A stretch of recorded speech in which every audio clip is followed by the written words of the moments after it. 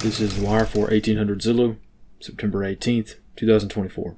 Precedence is routine. Information cutoff is 1700. Bottom line up front. Suspicious incident occurs at Trump rally in Long Island. Ukraine strikes major Russian arms depot.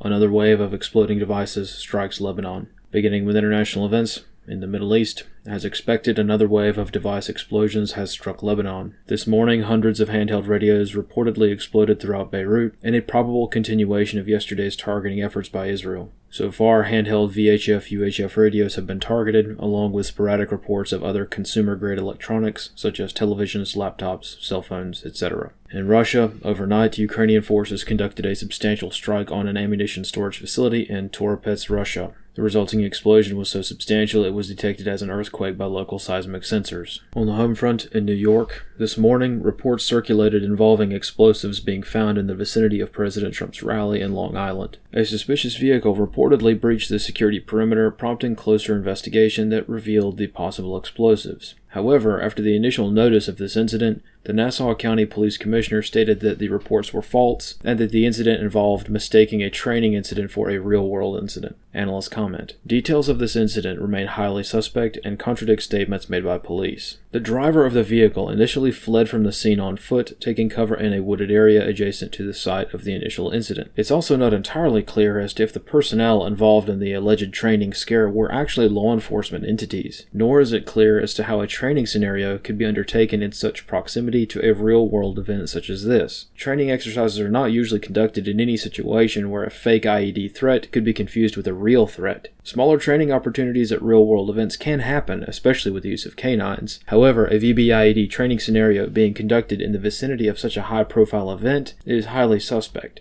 One detail that lends to the suspicious nature of this incident is that authorities have confirmed that the individual with the canine that initially reported the explosives has been detained. Consequently, though entirely and completely speculative at this time, this event could have indeed been a real incident. Again, this is completely speculative. However, the details of this event as presented to the public are highly suspicious and not in keeping with standard law enforcement practices involving training with explosive devices. Considering the lack of trust and confidence in the varying agencies assigned to protect Trump, the possibility, however speculative it may be, that there is more to this story than a simple training mistake would be wise to consider. Analyst comments for this wire. After a second wave of Israeli clandestine targeting in Lebanon, it's extraordinarily likely that more Israeli IED attacks will continue, as previously stated. The continuance of this targeting vector also strengthens the assessment that Israel is preparing for future operations in Lebanon. This operation generally fits within the realm of shaping fires and is doctrinally aligned with softening up an adversary before more substantial targeting takes place. The precedent of this continuing operation cannot be overstated. No positive identification or PID criteria, hostile intent or hostile act, or rules of engagement criteria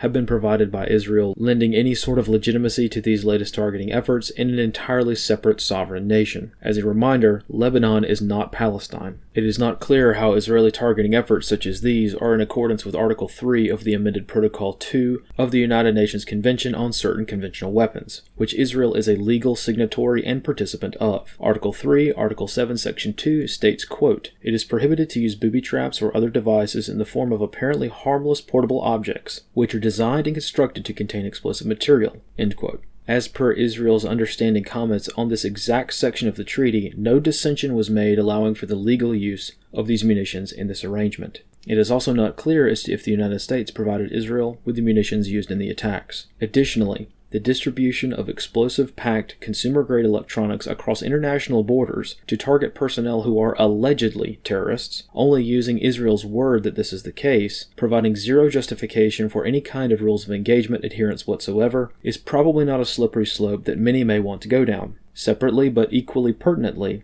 the fact that any time Israel breaks their own laws, the caveat of "but Hamas and Hezbollah are also bad" must be added to any discussion of Israel's behavior, is also analytically fatiguing and without question an information operation in and of itself. The level of subversion, gaslighting, and manipulation that has occurred to skew the entire conflict in such a way that these caveats must be added to any serious discussion of this event to maintain quote-unquote neutrality has far surpassed the point of sheer psychosis. Israel has successfully linked their own behavior inversely to that of their adversaries, so the justification for Israeli actions is tacitly implied no matter what. The concept of neutrality itself is very subtly skewed in favor of Israel in most circumstances, so that any analytical method is automatically assuming a baseline that very subtly favors Israel. This is most palpable among independent journalists whose lives are at extreme risk for even mentioning these subtleties. Though pointing this out is almost entirely a lost cause at this point, for posterity's sake, this conflict is not a zero-sum game. Pointing out Israel's violation of Western norms of warfare is not an endorsement of their adversaries. However, this nuanced concept is entirely lost on most of the Western world, which will without question be detrimental in the long run,